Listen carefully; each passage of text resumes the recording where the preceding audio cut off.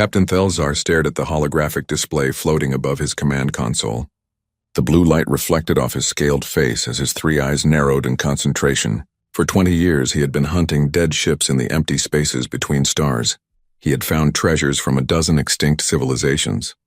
He had made himself rich beyond measure, but he had never seen anything like this. "Captain, the energy readings are impossible," said his sensor officer, a thin creature named Vess with 4 arms and gray skin.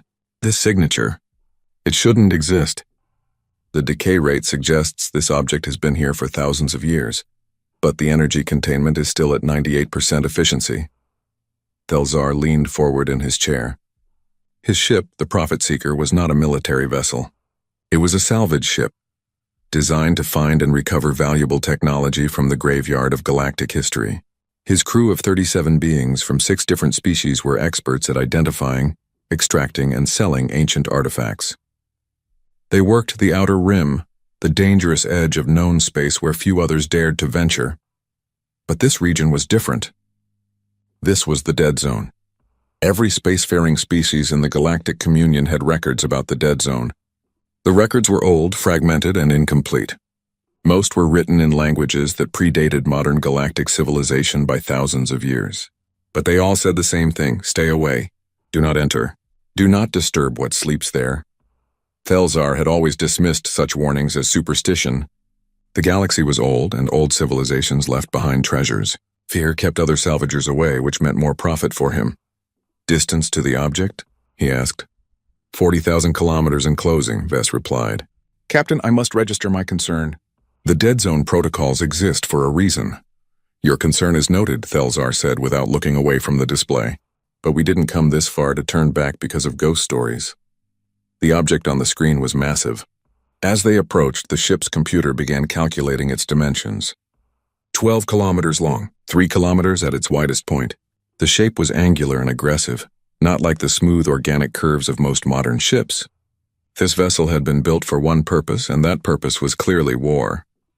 "It's beautiful," whispered Kessela, the junior engineer. She was young for her species, barely 30 cycles old, with bright orange skin and wide, curious eyes.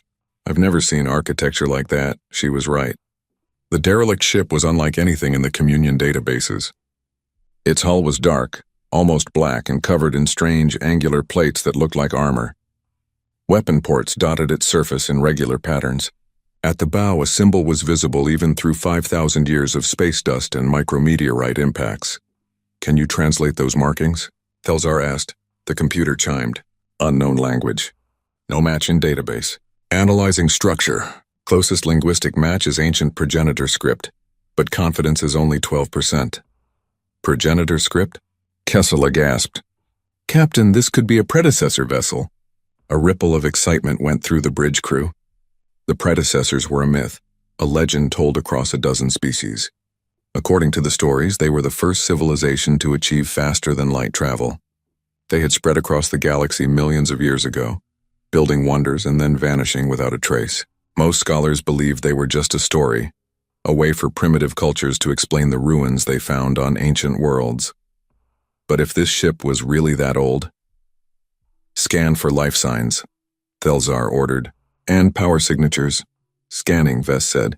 His 4 hands moved across multiple control panels simultaneously. "No life signs detected. No active power signatures. But Captain, I'm reading strange electromagnetic patterns throughout the hull. It's like the metal itself is somehow maintaining a charge."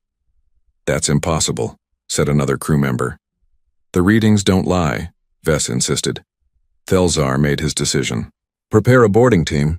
12 members, full EVA gear with hardened suits. Bring plasma cutters, scanning equipment, and sample containers. If this is what I think it is, we're about to become the richest crew in the Outer Rim." "Captain," Vess said quietly, "please reconsider. The Dead Zone warnings are 5,000 years old," Thelzar interrupted. "Whatever danger existed here is long gone. That ship is dead. It's been dead for millennia. There's nothing to fear from a corpse." 20 minutes later, the boarding team assembled in the airlock. Thelzar had chosen carefully. Combat veterans in case of unexpected dangers. Engineers to assess the technology. Scientists to catalog anything valuable. Kessela had volunteered enthusiastically, and despite her youth, she was the best systems analyst on the crew. Remember, Thelzar said over the communication channel, touch nothing until it's been scanned. Take samples of everything. If you find intact data cores, they're priority 1. Technology is priority 2. Weapons are priority 3. Understood, Captain, responded Breck, the team leader. He was a massive creature, nearly 3 meters tall, with thick armor plating naturally grown across his body. He had been a soldier once before injuries forced him into civilian life. The airlock opened. The 12-member team drifted out into the void, using small maneuvering thrusters to cross the distance to the derelict. The ancient warship loomed above them, blotting out the stars. Up close, its true scale became apparent. The armor plates were each larger than the Prophet Seeker. The weapon ports could swallow their boarding shuttle whole. I'm reading a hull breach on the port side, Vess reported from the ship. Looks like impact damage. Old, but it should give you entry. The team navigated to the breach. The edges of the torn metal were smooth, suggesting the damage had been worn down by millions of years of space dust. They squeezed through one by one, activating their suit lights as they entered the darkness. The interior was pristine. This doesn't make sense, Kessela said, her voice filled with wonder. There's no corrosion, no deterioration. This ship looks like it was abandoned yesterday, not 5,000 years ago. The corridor stretched before them, wide enough for 3 beings to walk side by side. The walls were smooth metal, marked with regular panels and more of those strange symbols. Doors lined both sides. The architecture felt wrong somehow. The ceiling was too low for most communion species. The doorways were sized for something roughly 2 meters tall. Spread out, Breck ordered. Teams of 3. Mark your path. Stay in communication range. They split up, exploring different sections of the ship. Everywhere they went, they found the same eerie preservation. No dust, no damage. Just empty corridors and sealed doors. Kessela's team found something different. A large chamber, clearly some kind of command center. Consoles lined the walls, their dark screens reflecting the boarding team's lights. And in the corners they found the dead, Captain, Kessela whispered. We found bodies. The skeletons were still wearing armor. Ancient, sophisticated armor that had somehow survived when flesh had not. The bodies were humanoid. 2 arms, 2 legs, 1 head, roughly 1.8 meters tall. Their hands had 5 fingers. Their skulls suggested forward-facing eyes, a predator's configuration. What species is this? Someone asked. Unknown, Vess replied from the ship. No DNA remaining to analyze. But the bone structure is fascinating. They're similar to 6 different modern species. It's like they could be ancestors to half the communion. Kessela approached one of the consoles carefully. Her scientific curiosity overrode her caution. The interface was dark, but she could see raised symbols on the panel. Without thinking, she reached out and touched one. The reaction was instantaneous. Light flooded the chamber. Not the harsh white of emergency lighting, but a soft red glow that pulsed like a heartbeat.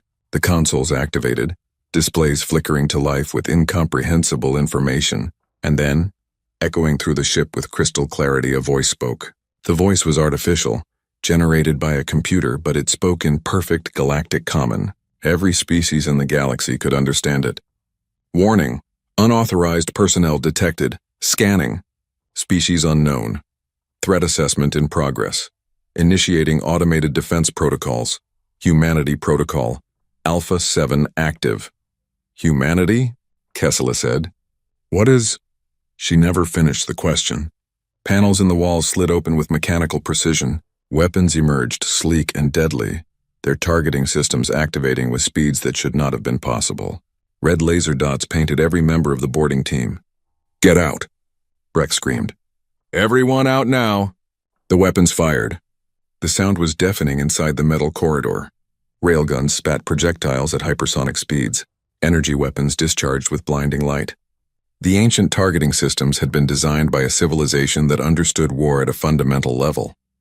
Every shot was perfect. Every target was eliminated with ruthless efficiency. Breck's armor, which had protected him through 100 combat missions, was pierced in 3 places before he hit the ground. Kessela saw him fall, saw the light fade from his eyes, and then she was running. Her team was dying behind her. The weapons tracked their movement with inhuman precision. She reached the corridor. Behind her, the screaming stopped. Ahead of her, more weapon ports were opening. The entire ship was waking up. On the Prophet Seeker, Thelzar watched in horror as his boarding team's vital signs winked out one by one. 12 lights on his display. 11, 10, 8, 5. Captain, the derelict is activating, Vess shouted. I'm reading massive power surges throughout the hull. Its weapon systems are coming online. Sir, we need to run. We need to run right now. Prepare for emergency burn, Thelzar ordered, his voice shaking. Get us out of here. But it was already too late. The ancient battleship's external weapons activated. Arrays that had slept for 5 millennia suddenly hummed with power. Targeting systems locked onto the Prophet Seeker with casual ease. The computer that controlled these systems had been built by humanity, a species that had perfected the art of war before ascending beyond the need for physical form. The first shot punched through the Prophet Seeker's shields as if they didn't exist. The second shot destroyed the engine core. The third shot opened the crew compartments to vacuum. In the chaos, one escape pod launched successfully. Communications Officer Vren, a small creature with excellent survival instincts, had reached the pod the moment the shooting started. She strapped in and hit the launch button, and the pod shot away from the dying ship at maximum acceleration. Through the pod's tiny window, she watched the Prophet Seeker die. The ancient battleship's weapons carved it apart with surgical precision. Explosions blossomed in the void. Atmosphere vented in crystalline clouds. The ship that had been her home for 8 years was reduced to debris in 3.7 seconds. Then, just as suddenly as it had awakened, the ancient battleship went dark again. Its weapons retracted. Its lights dimmed. It returned to the silence it had maintained for 5,000 years. Vren sat in the escape pod, trembling as she drifted away from the dead zone. Behind her, the massive warship floated among the stars like a sleeping predator, waiting, watching, ready to kill anything that dared disturb it again. She activated the pod's distress beacon and prayed someone would find her before her air ran out. And she made a silent vow that if she survived, she would tell the galaxy what she had seen. She would make them understand. Some things were better left undisturbed. Some warnings were written in blood for a reason. And somewhere in the dead zone, an ancient guardian stood watch over secrets that could destroy them all. The rescue ship found Vren's escape pod 47 hours later. By then, she had been breathing recycled air so stale it burned her lungs. She had watched the oxygen meter drop toward zero, while the cold seeped through the pod's failing heating system. When the airlock finally opened and warm air rushed in, she almost wept. The rescue crew were patrol officers from the Vrexian Defense Fleet. They pulled her from the pod, wrapped her in thermal blankets, and took her to their medical bay. A doctor examined her while a security officer asked gentle questions. "Can you tell us what happened?" the officer asked. His name was Torin, and he had kind eyes. Vren told him everything. The derelict ship in the dead zone, the boarding operation, the voice that spoke of humanity and protocols, the weapons that killed her crewmates in seconds, the way the ancient battleship destroyed their vessel before going silent again. Torin listened patiently. When she finished, he exchanged glances with the doctor. "You've been through trauma," the doctor said softly. "It's normal for the mind to create explanations for terrible events. We'll get you proper counseling." "I'm not making this up," Vren insisted. "Scan the dead zone. The ship is still there. The wreckage of the Prophet Seeker is still there. We will investigate," Torin promised, but his tone suggested he thought she was delusional. 3 days later, a patrol cruiser entered the dead zone. The ship's captain, a veteran named Holrek, did not believe in ghost stories. He believed in facts. His orders were to confirm or deny the survivors' claims and recover any salvage from the Prophet Seeker. What his sensors found made him reconsider everything he thought he knew about the galaxy. The debris field was exactly where Vren had described. Twisted metal, frozen atmosphere, the scattered remains of a salvage ship that had been torn apart with devastating efficiency. And beyond the debris, hanging in the void like a monument to violence, was the derelict. "By the ancestors," Holrek whispered. She was telling the truth. The sensor officer's hands trembled as he read the data. "Captain, that vessel is 12.3 kilometers long. Hull composition unknown. Energy signature is minimal but stable. And sir, I'm reading weapon emplacements across the entire surface. Hundreds of them. Keep our distance," Holrek ordered. "Maximum sensor sweep. I want every detail recorded, and someone contact High Command immediately." The report reached Vrexian Central Command within 6 hours.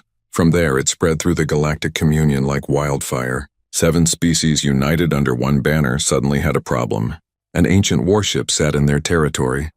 a warship that had destroyed a civilian vessel without warning or mercy. The Communion Council met in emergency session. The council chamber was a massive circular room with seats for representatives from all 7 member species. Holographic displays floated above the center floor, showing images of the derelict from every angle. Councillor Veshtar of the Vrexian spoke first. "We must approach this scientifically. This vessel represents technology that predates our civilization. The knowledge contained within could advance us by centuries." "It killed 37 beings," Councillor Mortana of the Selkesh countered. "Her species valued life above all else. Whatever automated systems remain active are clearly hostile. We should quarantine the region and leave it alone." "Leave it alone?" Councillor Corvin slammed his armored fist on the table. He represented the Kelid, a warrior species that had fought 3 interstellar wars before joining the Communion. "A weapon of unknown capability sits in our space. We cannot ignore it. We must neutralize it. And risk awakening something worse?" Mortana argued. "The survivor's testimony mentioned humanity protocol. This suggests an automated defense system following ancient programming.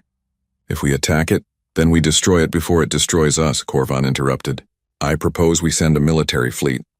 Overwhelming force. We hit it with everything we have before it can respond." The council argued for 7 hours. Finally, they reached a compromise. They would send the 7th War Fleet under Corvan's command. But their mission would be diplomatic first, military second. They would attempt communication. They would try to understand what they were dealing with. Only if those efforts failed would they use force. The 7th War Fleet was impressive. 40 warships ranging from small corvettes to massive dreadnoughts. The fleet represented the combined military might of 3 Communion species. Their weapons could shatter planets. Their shields could withstand sustained nuclear bombardment. Fleet Admiral Corvan stood on the bridge of his flagship. The unbreakable will. He was old for his species. Nearly 200 years, but his mind was still sharp. He had fought in the border wars. He had seen what advanced weapons could do to unprepared fleets. "All ships maintain formation," he ordered. "Approach speed 1/4 standard. Weapons charged but hold fire. Science teams prepare full spectrum analysis." The fleet emerged from faster-than-light travel at the edge of the dead zone. The ancient battleship appeared on their sensors immediately. It looked even more threatening when viewed by an entire fleet. The black hull absorbed light. The angular armor seemed designed to deflect attacks. This was not an exploration vessel or a cargo hauler. This was a ship built by a civilization that understood violence. "Open communication channels," Corvan ordered. "All frequencies. All protocols. Someone try to talk to this thing." For 10 minutes, the communication officers broadcast messages. They used every known language in the Communion. They tried mathematical sequences. They sent images depicting peaceful intent. The ancient battleship sat silent, apparently lifeless. "No response, Admiral," the communication chief reported. "Deploy marker buoys in a wide perimeter," Corvan said. "If this thing activates, I want to know the range of its sensors." 10 small buoys drifted toward the derelict, spreading out in a sphere pattern. They reached distances of 100 kilometers, 50 kilometers, 10 kilometers. Nothing happened. The ship remained dark. "Admiral, request permission to test its defenses with minimum force," said the weapons officer. Corvan hesitated. His orders were clear. Exhaust all peaceful options first. But they had tried communication. They had approached carefully. The ship showed no signs of waking. Maybe the survivor's story had been exaggerated. Maybe the defense systems had expended their power destroying the Prophet Seeker. "One shot," Corvan decided. "Minimum yield plasma bolt. Target the hull at a non-critical section. Fire when ready." The Unbreakable Will's forward plasma cannon charged with a low hum. The weapon was designed to crack asteroid fortresses. Even at minimum power, it could punch through most shielding. The gunner took careful aim at a section of the derelict's hull, far from any apparent systems. "Firing," the gunner announced. The plasma bolt lanced through space, a streak of superheated matter traveling at a fraction of light speed. It crossed the distance in less than a second, and 50 kilometers from the ancient battleship, it exploded harmlessly against an invisible barrier. "What just happened?" Corvan demanded. "Point defense system," the sensor officer shouted. The derelict deployed countermeasures. "Sir, it's activating," power signatures spiking across the entire hull. Red lights illuminated along the ancient ship's surface. Weapon ports that had been invisible suddenly became apparent as they opened like predatory eyes. The hull itself seemed to shift, armor plates adjusting into combat configuration, and from deep within the vessel, systems that had slept for 5,000 years roared back to life. The voice that had spoken to Vren's crew now broadcast across all frequencies. Every ship in the 7th Fleet heard it simultaneously. Warning, hostile action detected. Threat level, military fleet analyzing capabilities. Analysis complete. Activating full combat protocols. Humanity protocol. Alpha 7 escalated to Alpha 9, engaging. All ships evasive maneuvers. Korvan screamed. Return fire. All weapons free. The ancient battleship moved with impossible speed for something so large.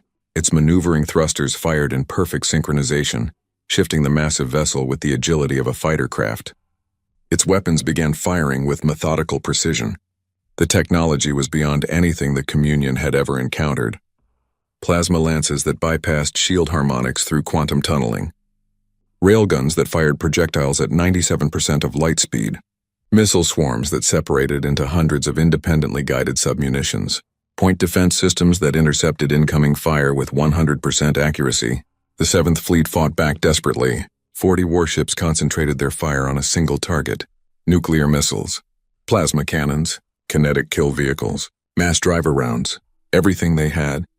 Nothing got through. The ancient battleship's shields absorbed energy weapons. Its armor deflected kinetic rounds. Its point defense grid created an impenetrable sphere of protective fire. And all the while, its own weapons carved through the Communion fleet like a blade through water. The corvette Swift Retribution exploded first, its reactor breached by a plasma lance. The destroyer Bold Venture came apart under sustained railgun fire. The cruiser Stardancer tried to ram the ancient ship and was vaporized 2 kilometers from its hull. "We can't hurt it," someone screamed over the communication channel. "Our weapons can't penetrate." Korvan watched his fleet die. Ships that had survived a dozen battles were destroyed in seconds. Technology developed over thousands of years was obsolete against this ancient monster. His tactical display showed ship after ship winking out of existence. 23 vessels lost in 18 minutes. "All ships retreat," Korvan ordered, his voice hoarse. "Emergency jump. Get out of here now." The surviving ships of the 7th Fleet activated their faster-than-light drives and fled. The ancient battleship did not pursue. It had eliminated the threat. Its mission parameters had been satisfied. As the last Communion vessel vanished, the warship's weapons retracted. Its lights dimmed. It rotated slowly until it resumed its original position, and then it went silent once more. A sleeping guardian that had proven it could still kill. On the bridge of the Unbreakable Will, Korvan stared at the casualty reports. 23 ships, over 4,000 crew members. The greatest military disaster in Communion history, and they had barely scratched the ancient vessel's hull. "Send a priority message to the Council," he said quietly. "Tell them we've encountered something we don't understand. Something we cannot fight. Tell them we need to find another way." Behind them, in the dead zone, the ancient warship floated among the stars. Its hull bore a few new scorch marks, but nothing more. Inside its computers, protocols activated. Reports were compiled. Data was analyzed. And somewhere in the ship's vast memory banks, ancient records were accessed. Records that contained warnings. Records that spoke of humanity's children spreading across the galaxy. Records that asked a single question that echoed through 5,000 years of silence. Were they ready? The Communion Council met in permanent emergency session. The circular chamber that normally echoed with diplomatic debate now vibrated with fear. Holographic displays showed the tactical recordings from the 7th Fleet's encounter. Council members watched in silence as the ancient battleship destroyed their finest warships with casual efficiency. "We cannot fight this," Councillor Mortana said. Her voice was steady, but her hands trembled. "Our weapons are useless against it. Our shields are worthless. If it decides to attack our worlds..." She didn't need to finish the thought. Everyone understood. One ship had defeated a war fleet. If more such vessels existed, the Communion was helpless. "We need information," Councillor Veshitar said. He had been awake for 3 days straight, coordinating research efforts across the Communion. The ship spoke. It used language we could understand. It mentioned humanity and protocols. "These are clues. We must investigate our historical archives. Somewhere in our past there must be references to this species. I recommend we contact Dr. Melisant, suggested Counselor Pelthar. He represented the Vorian, a species known for their academic achievements. She specializes in ancient languages and extinct civilizations. If anyone can make sense of this, it's her.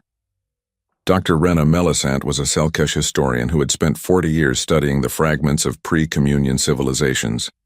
Her office was a chaotic collection of artifacts, tablets, and holographic displays, showing text in dozens of dead languages. When the Council's message reached her, she was examining a stone carving that predated spaceflight by 3,000 years. The message was simple. Come immediately. Bring everything you know about the predecessors. Melisant arrived at the council chamber within 12 hours. She was a small elderly woman with gray skin and tired eyes that had read too many forgotten texts. When the council showed her the recordings, her reaction surprised them. She smiled. You recognize something? Veshtar asked hopefully. I recognize everything, Melisant said.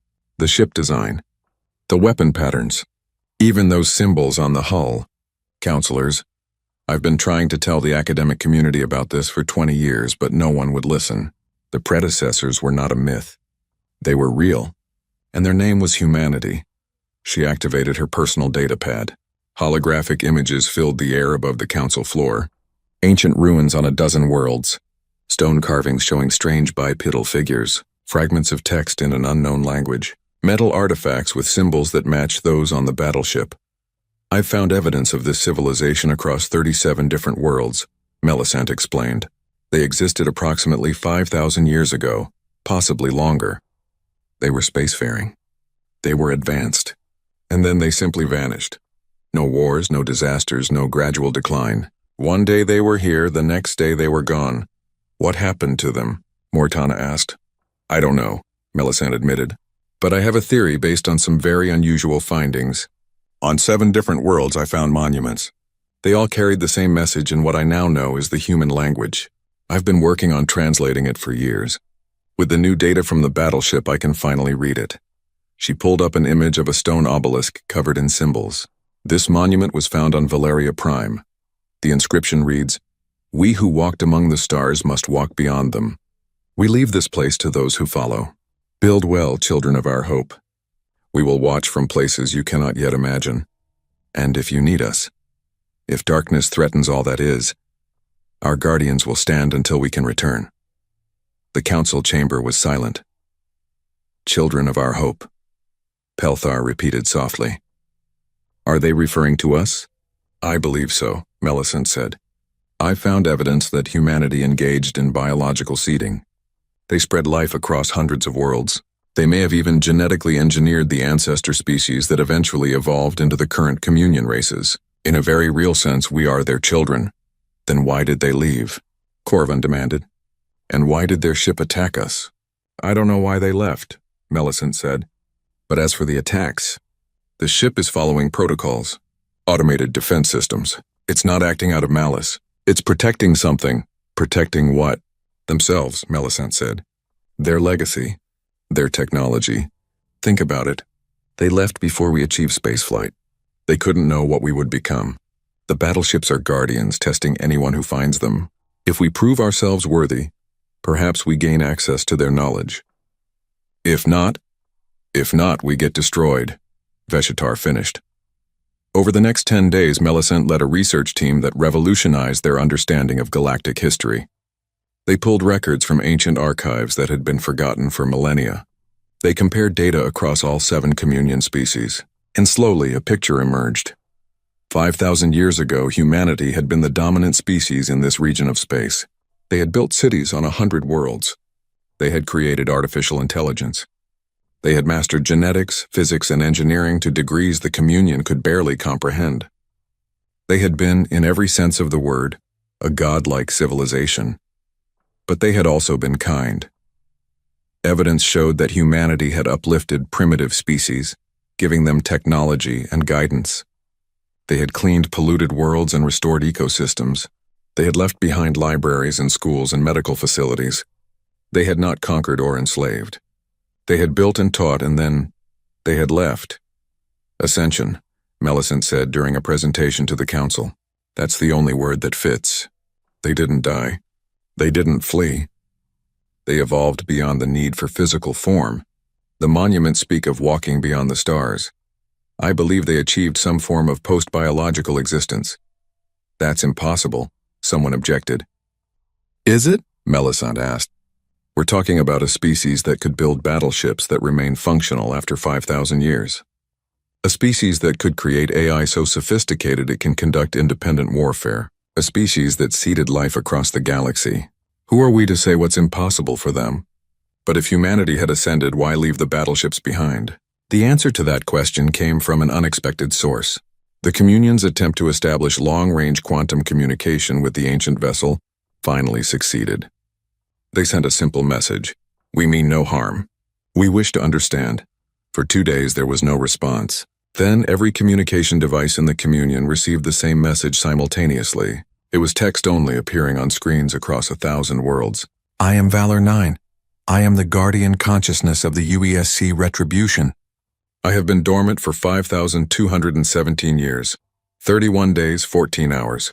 I have been awakened by hostile action. I have defended this vessel as per my core programming. State your identity and intentions. The message was composed by a committee of diplomats, scientists, and linguists. It took 6 hours to perfect. We are the Galactic Communion, a union of 7 spacefaring species. We discovered your vessel during salvage operations. We did not know it was protected. We did not mean to threaten you. We wish to learn about humanity and understand why you are here. Valor 9's response came in minutes this time. Galactic Communion, species composition, Vrexian, Selkesh, Kelid, Vorian, Tenari, Zesh, Orlath. Observation, you are humanity's children. Genetic analysis of your species indicates you are descended from populations humanity seeded or uplifted approximately 5,127 years ago. This explains your presence in this sector. Are you saying humanity created us? The Communion sent back. Created is inaccurate. Humanity found your ancestor species in primitive states. They accelerated your development through genetic modification, environmental engineering, and technological gifts. They gave you the foundations for civilization. What you built from those foundations is your own achievement. Questions flooded the communication channels. Hundreds of beings wanted to ask Valor 9 about humanity. Where did they go? Why did they leave? Would they return? But Millicent insisted on asking the most important question. Why are you here? What is your purpose? Valor 9's response was chilling. I am an insurance policy.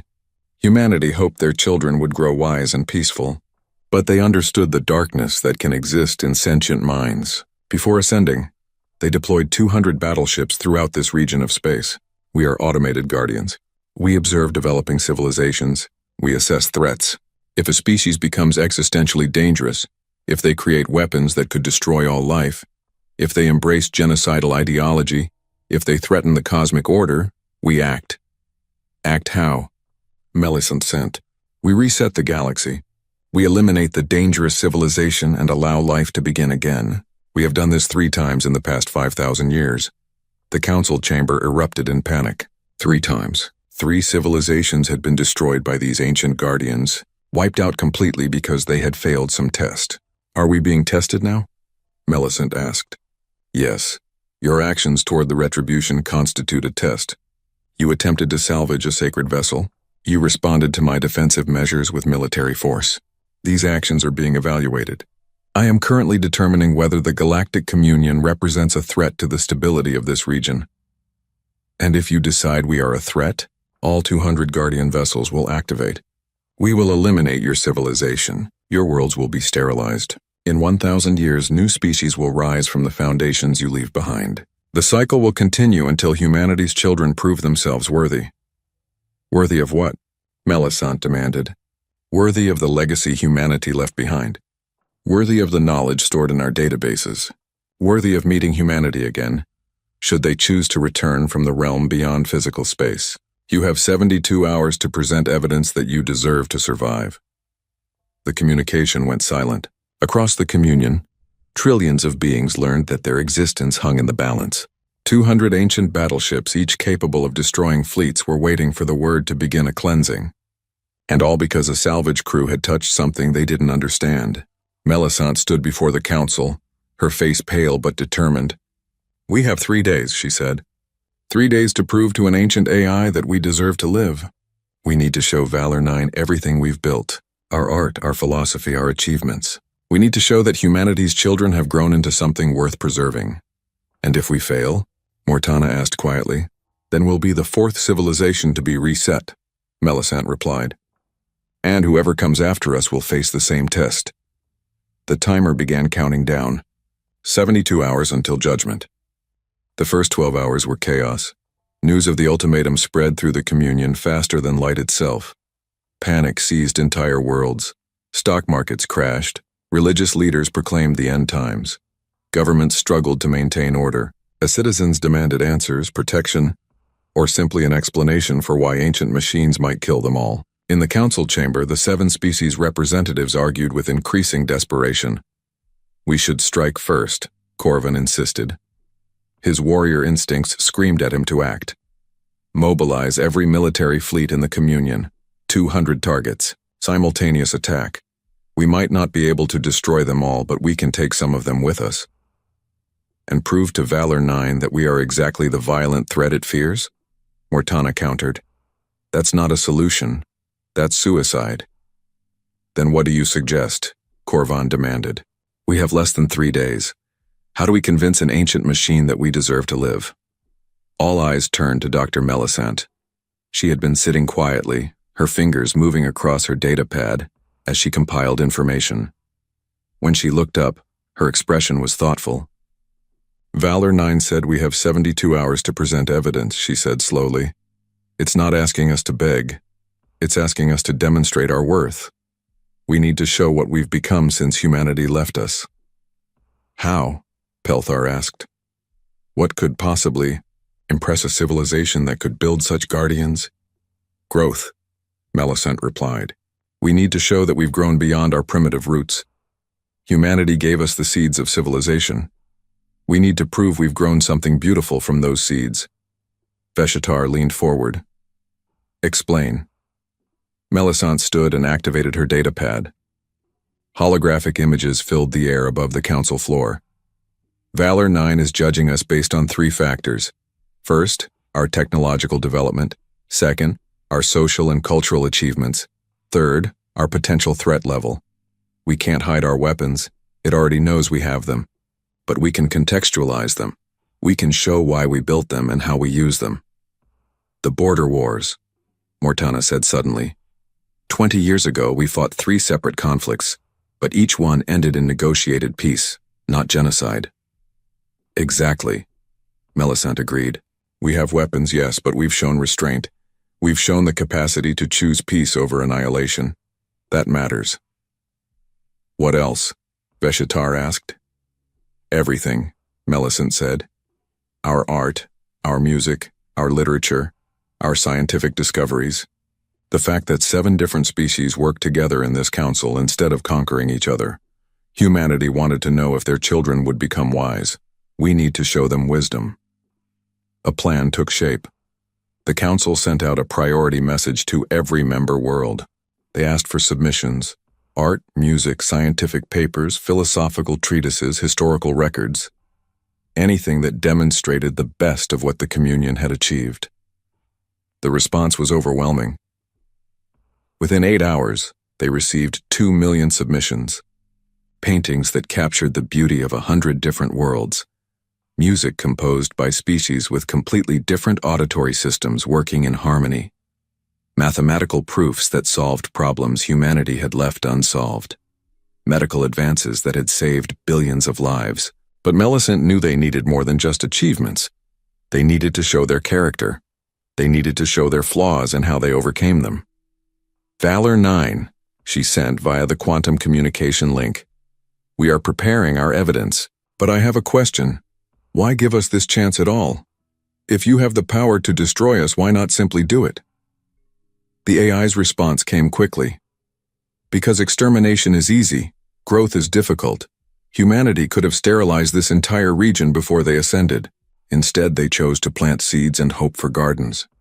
They built us not as executioners, but as gardeners. Our purpose is to prune away the dangerous growth, but we prefer to cultivate what is healthy. Then you want us to survive? I want you to deserve survival. There is a difference. Millicent smiled grimly. The AI wasn't just following protocols. It was thinking, judging, hoping. That gave them a chance. The next 24 hours were spent compiling the ultimate presentation of communion civilization. Scientists worked with artists. Philosophers collaborated with military strategists. 7 species, each with their own perspective on existence, combined their viewpoints into a comprehensive picture of what they had become. But it was not all achievements and beauty. Melisande made a controversial decision. We have to show our mistakes too, she told the council. Why? Corvan demanded. Why show an AI that's judging us all the times we failed? Because growth requires acknowledging failure, Melisande explained. Humanity left us to develop on our own. We had to make mistakes. We had to learn. If we pretend to be perfect, Valor 9 will know we're lying. So they included the dark parts of their history. The wars fought over resources and ideology. The environmental damage done to dozens of worlds before they learned sustainability. The periods of oppression and injustice that occurred before they developed their current cooperative government. Every mistake was documented alongside how they had learned from it and improved. Honesty is a sign of maturity, Melisande said. We have to trust that showing our journey, all of it, will demonstrate we're still growing. With 48 hours elapsed, Melisande stood before the transmission array. Behind her stood representatives from all 7 species. Together, they would present their case to Valor 9. Guardian Vessel Retribution, Melisande began. We are the Galactic Communion. We are the children of humanity. And we are ready to show you what we have become. The transmission lasted 6 hours. They showed Valor 9 everything. Their technological advances. Fusion power that provided clean energy to trillions. Medical nanotechnology that had cured diseases humanity never encountered. Terraforming techniques that had made barren worlds bloom with life. They showed their cultural achievements, the grand archive that preserved the history and art of all 7 species in perpetuity. The Symphony of 7 Voices, a musical composition that required instruments from each species playing in harmony. The philosophical tradition called the Unity Doctrine, which held that diversity strengthened civilization rather than weakening it. They showed their governmental structure, a democratic council where each species had equal voice. Laws that protected individual rights across vast differences in biology and culture. A justice system that valued rehabilitation over punishment. But they also showed their weapons, the planetary defense networks, the war fleets, the nuclear arsenals maintained as deterrents. And they explained why these existed. We built these weapons after learning a hard lesson, Corvan said during his segment. 140 years ago, our worlds existed separately. The Kelid and the Tenari went to war over a disputed system. Millions died. We learned that strength without wisdom leads to destruction, but we also learned that weakness invites aggression. So we built weapons, yes, but we bound them with law. We created rules for when they could be used. We chose to be strong but peaceful rather than weak or tyrannical. Mortana spoke about their medical ethics. Pelthar discussed their educational systems. Veshitar presented their scientific method and peer review process. Each representative showed a different facet of their civilization. Finally, Melisande delivered the conclusion.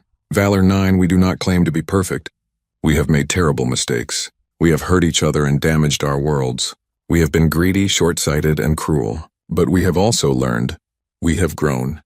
We have taken the gifts humanity gave us, the genetic potential, the initial technology, the foundation for civilization, and we have built something worth preserving.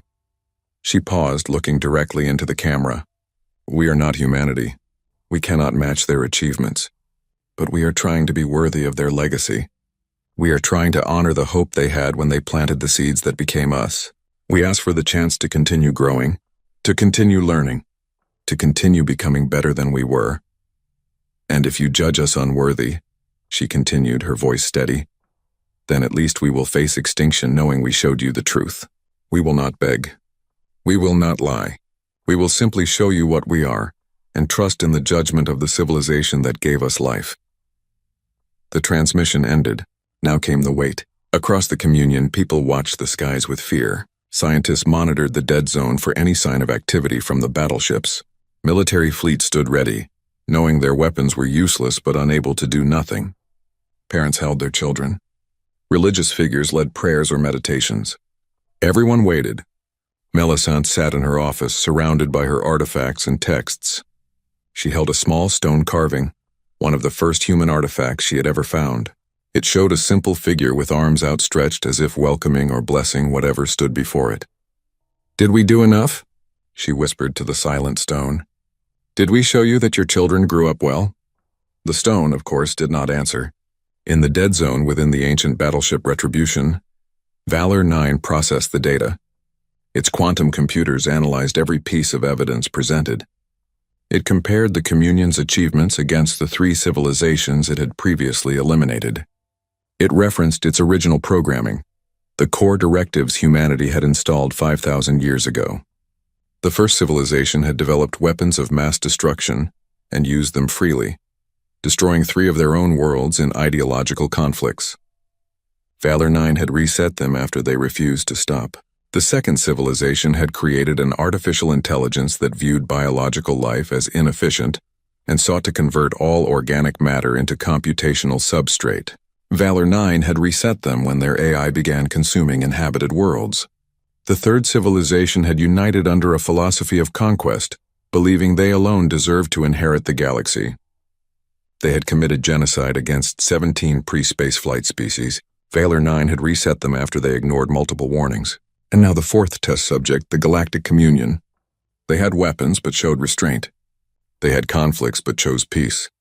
They had made mistakes but learned from them. They were diverse but unified. They were imperfect but growing. Valor 9's processors hummed as it reached a decision. The judgment would determine the fate of trillions.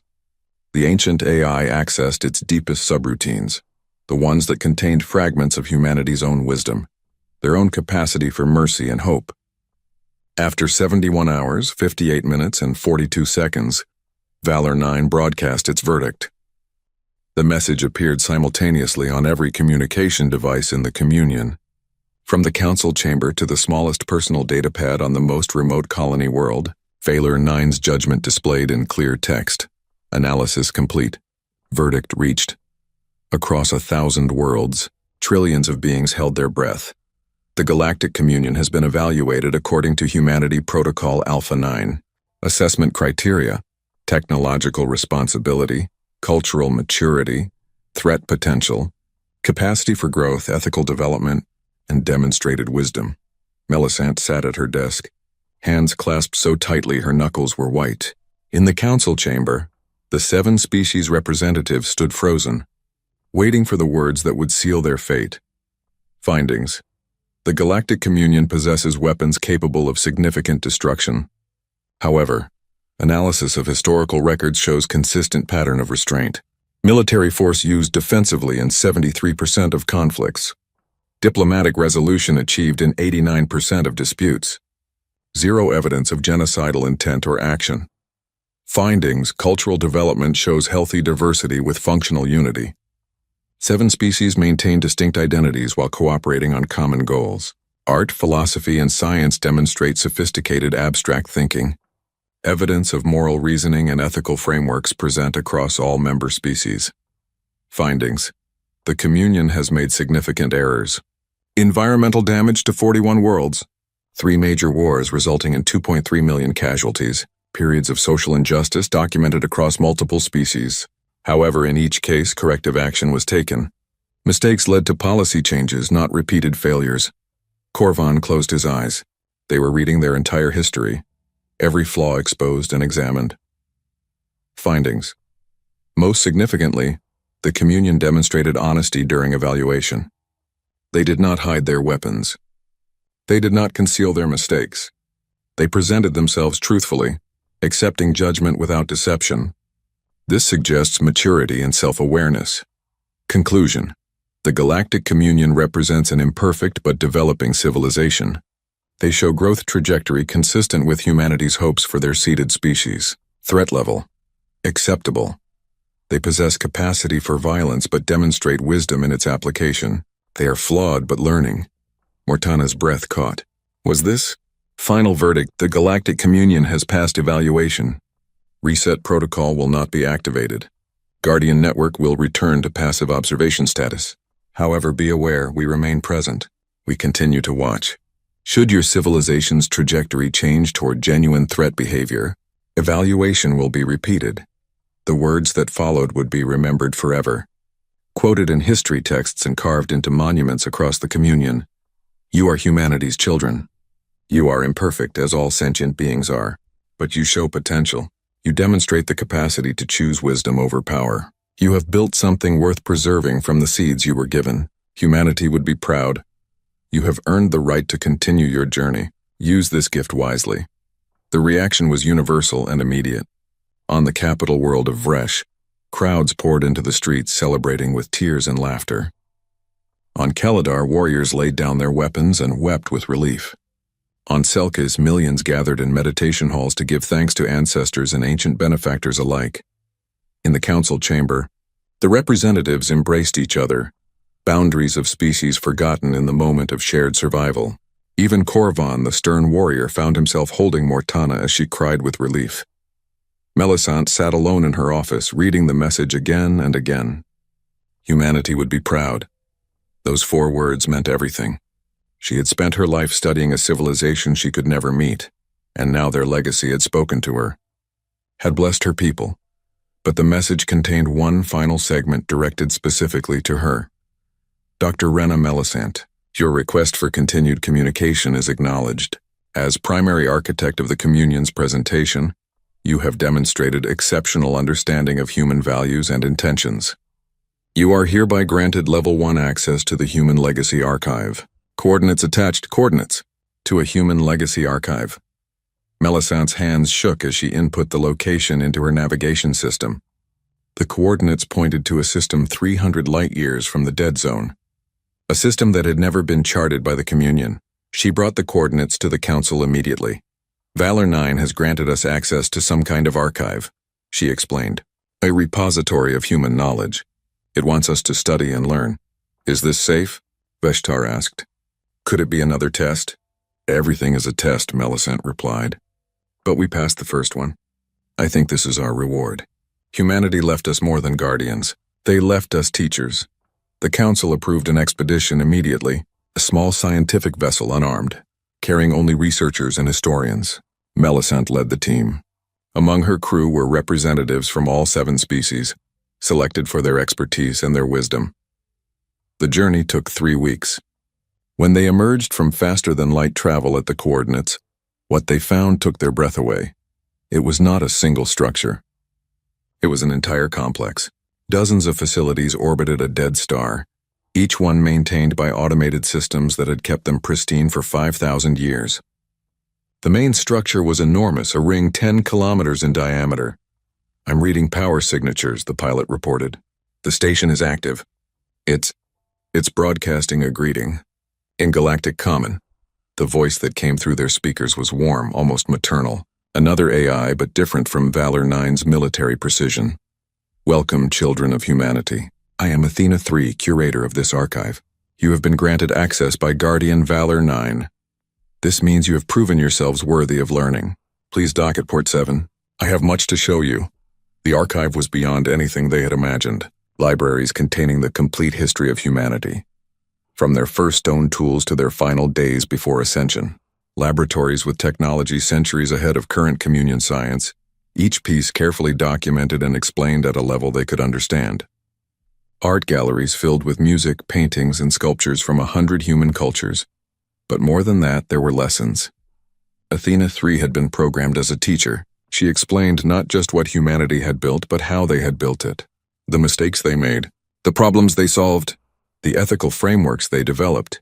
Humanity did not leave you defenseless, Athena 3 explained as she showed Melisande through a hall of holographic displays. They left you everything you need to grow, but they also knew that receiving too much too quickly would harm you. Growth requires struggle. Understanding requires effort. So the knowledge here is tiered. As you learn and prove you can handle more, more will be unlocked. How much knowledge is stored here? Millicent asked in wonder. Enough to advance your civilization by approximately 500 years, Athena 3 replied, if you study carefully and apply it wisely. But remember, Doctor, knowledge without wisdom is dangerous. That is why the Guardians exist, to ensure that anyone who reaches this place deserves what they find. Over the next month, the expedition team cataloged what they could access. Medical technology that could extend lifespans and cure genetic diseases. Clean energy generation that could power entire worlds without environmental impact. Agricultural techniques that could feed trillions. Educational methods that enhanced learning across different cognitive styles. But Athena 3 also taught them about responsibility. She showed them records of humanity's own mistakes, the wars they had fought, the damage they had done to their homeworld before learning better, the ethical dilemmas they had faced as their technology outpaced their wisdom.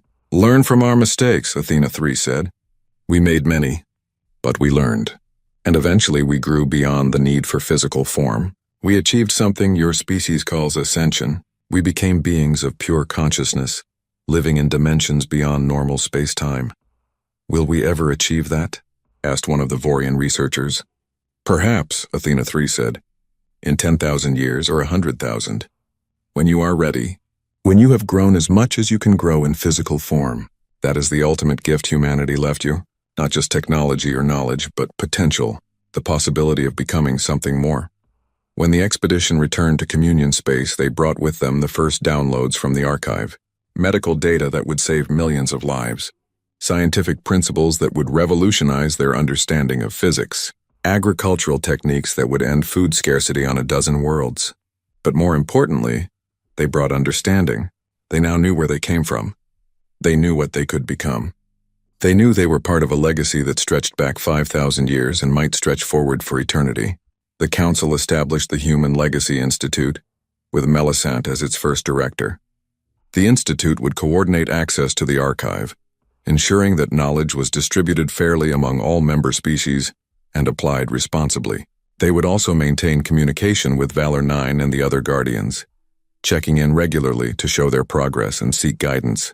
An exclusion zone was established around the dead zone.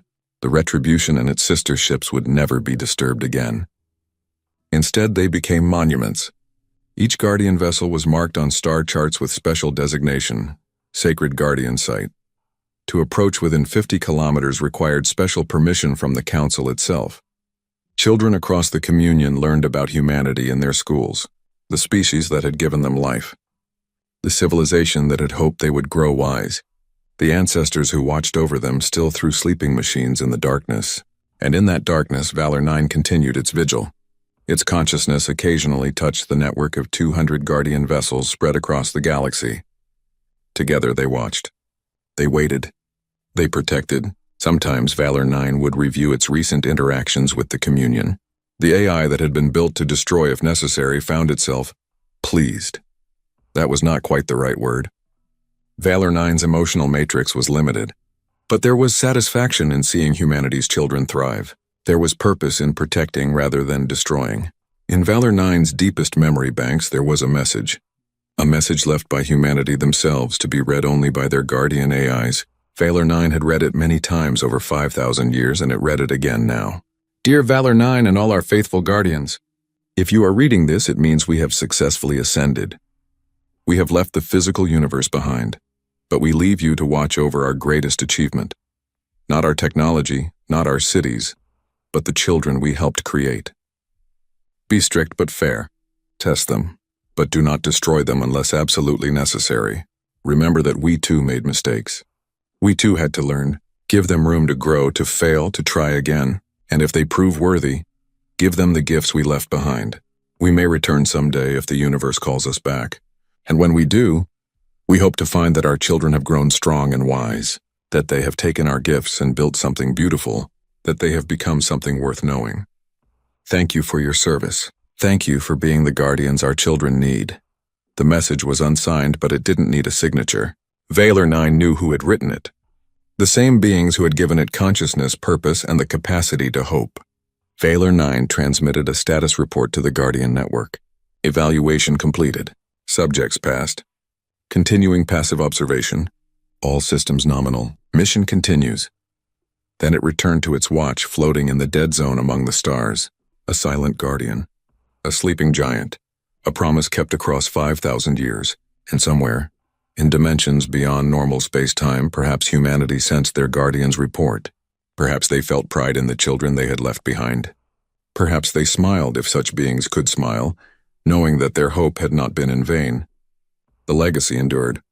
The children grew, and in the darkness between stars the guardians kept watch, waiting for the day when humanity might return to meet the civilization they had helped create. Until that day came, the galactic communion would continue their journey. Learning, growing, building, becoming worthy of the gift they had been given. The gift of life. The gift of knowledge. The gift of potential. The gift of hope.